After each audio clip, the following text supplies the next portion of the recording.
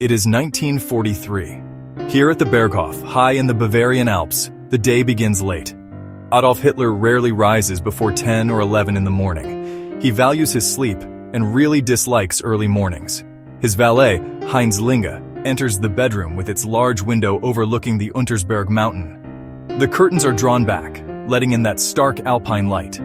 Hitler sits up in bed, and Linge presents him with morning press summaries and urgent dispatches. He skims through the papers, absorbing the information in silence. His breakfast is simple, almost ascetic. A cup of lukewarm milk, some Zwieback toast, and maybe a small apple. He has a sensitive stomach and sticks to a strict vegetarian diet. The main event of the day begins around noon, the Military Situation Conference. This is held in the map room, dominated by maps of various fronts. Generals like Wilhelm Keitel and Alfred Jodl stand ready. They've been preparing since early morning, gathering reports from across Europe. Hitler enters the room, and everyone snaps to attention.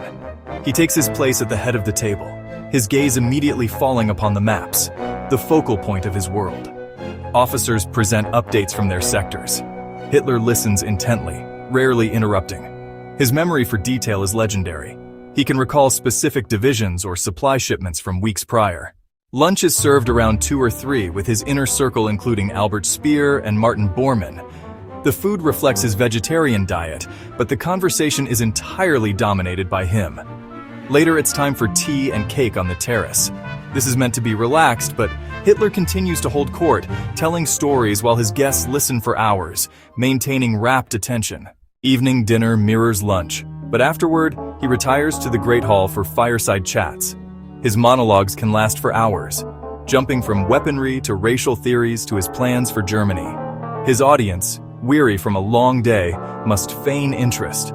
No one is permitted to leave until he decides to retire, often well after midnight. It's an exercise in endurance. The final activity is the nightly film screening. Hitler prefers light entertainment, musicals and comedies. This provides his guests welcome respite from his constant talking. After the film ends around 1 or 2 a.m., he ascends to his quarters but stays up another hour, reading reports or pacing. He requires very little sleep, finally retiring around 3 or 4 o'clock. The great house falls silent, the cycle complete. As Hitler sleeps, telex machines continue bringing news from a world far removed from this alpine tranquility, ready for the cycle to begin all over again in just a few hours.